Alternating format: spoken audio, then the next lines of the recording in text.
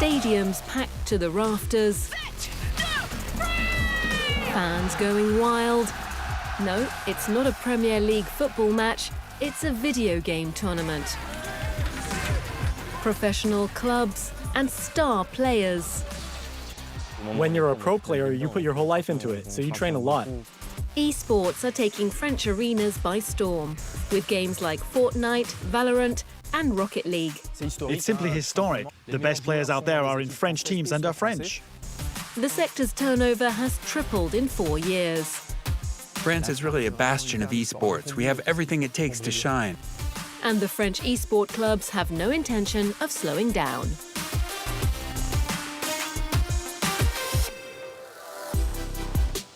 They go by the names of Zen, Monkey Moon, and Exotique. They're aged between 18 and 22 and are professional Rocket League players. Rocket League is a game based on the rules of football, but with cars, where in the same way as football, the team that scores the most goals wins. The difficult part of this game is that there's a lot of hard moves to do.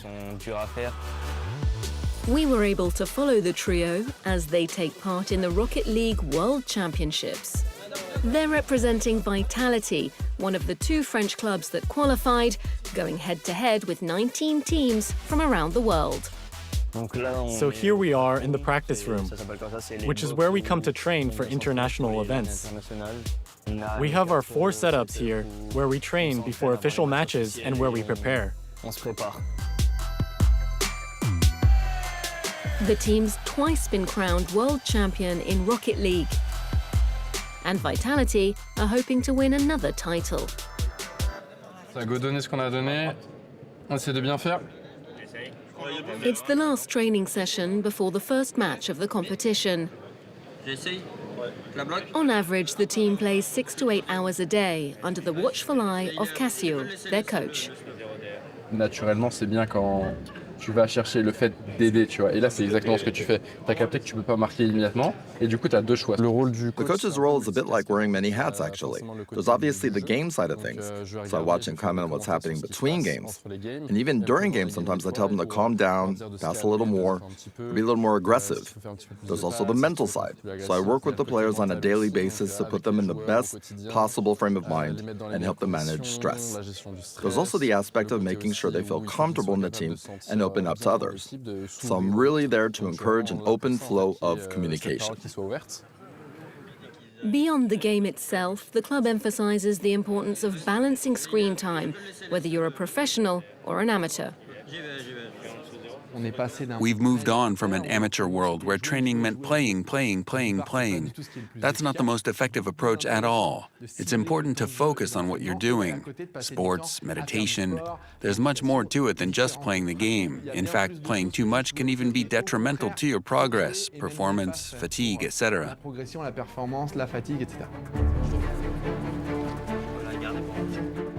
A world champion at just 22 years old, Exotique is determined to defend his title. And for the first time, it's on home turf. We're proud to be able to play in front of all of our fans, family, and friends in France. It's the first time in the history of the game that it's here, so of course we're proud. Exotique has been a professional player since he was 17, and he's one of the most successful French gamers in the league. I started playing Rocket League in 2015, a few months after it came out. My brother gave it to me because I was watching YouTube videos like Squeezie, etc. At first, I just played on my own for fun. But when I realized I was playing against pros online, I thought maybe I was good enough. Of course, since I was underage at the time, my parents weren't too keen on the idea. It was my brothers and sisters who convinced my parents to at least let me try. So I stayed at school and played at the same time. He now makes a living from his passion. In Rocket League, a professional player can earn an average of 10,000 euros per month. But the competition is fierce, and full-time roles are few and far between. Being a pro player in esports means dedicating your life to the game you play, just like an athlete who goes to training. It's the same for us. Even though some people think, oh, that's a job where you just play video games, there's a lot of sacrifices to make. Socially, you don't get out of the house as much, and you have to be prepared for that. And compared to soccer or basketball, physically, we don't exert ourselves as much. But there's the mental side, with the stress of the competition. We know we can win. We're going to do everything we can to win the World Championships. For the French, this event has been a long time coming. France has the most fans of the game, and 10,000 people have made the trip to Lyon to support their team. We're so happy. We've been waiting so long for a major international event in France. It's the atmosphere. We're all coming together for something we love. It's great. This shows how important esports are in France and the international reach of esports. Esports now fill arenas, but also break online audience records when streamed. These gaming specialists have come from all over the world to bring the matches to life for their thousands of followers on Twitch, where it's all being broadcast.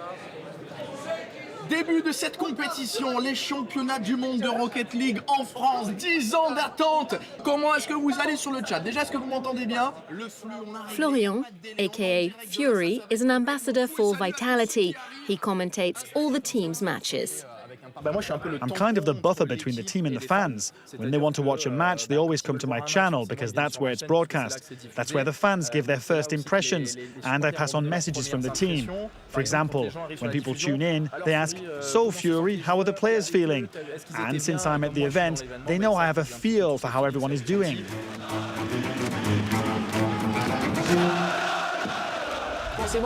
We're excited and there's stress too. The goal is to bring the event to life.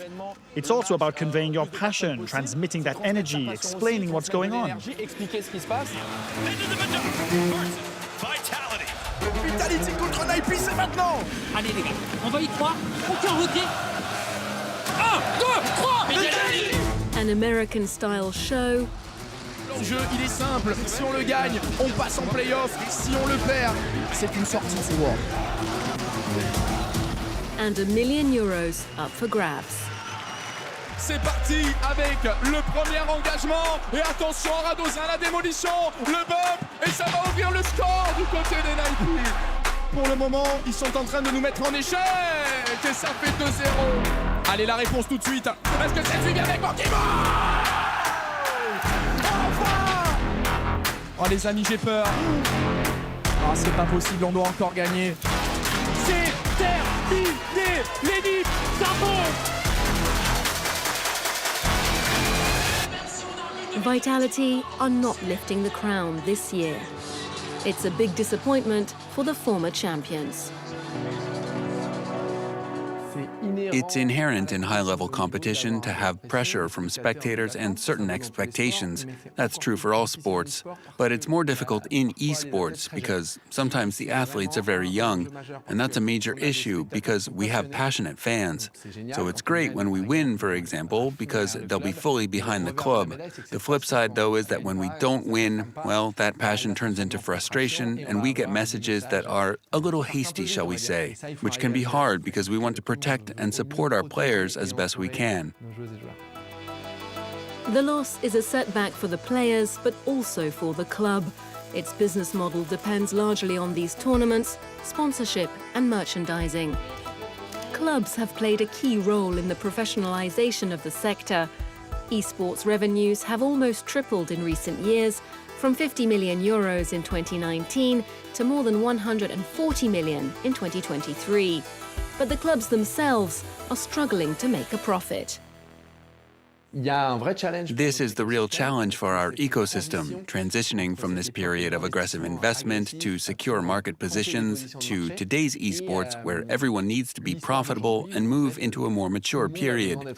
And this raises questions and challenges because as revenues increase, and they are increasing sharply, so are costs. If we have more and more teams, if we have more and more competition when it comes to paying our players, that drives up costs. So we need to grow revenues faster than man our costs, and that's the challenge most clubs are facing.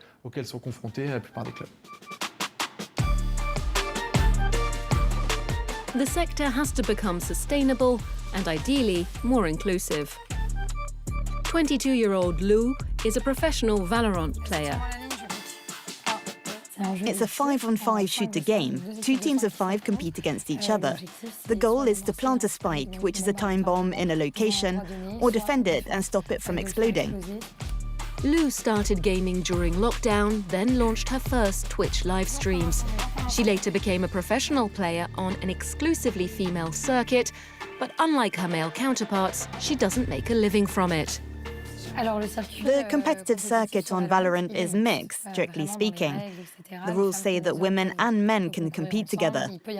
It's just that in practice this doesn't happen, because there is a difference in skill level, with the women's skill level being lower than men's. The women's scene inevitably has fewer sponsors and less visibility. There are several reasons for this. First, social conditioning. People are less likely to buy a gaming PC or console for their daughter than for their son.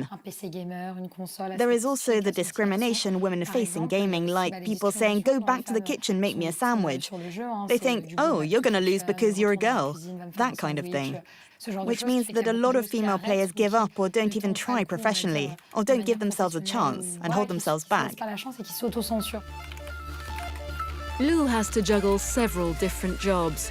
She's also a presenter for the Valorant World Championships in Paris in front of 10,000 spectators. Je suis accompagnée des 2 pionniers de cette équipe de NRG, Ethan et Som ont rejoint. Ethan and Som, what a pleasure. Yes, women want to earn as much as men, want to be the best, but they need to be given the chance. To do that, we have to be willing to compromise a bit on what constitutes the highest level and prioritize equality, and I don't think we're quite there yet.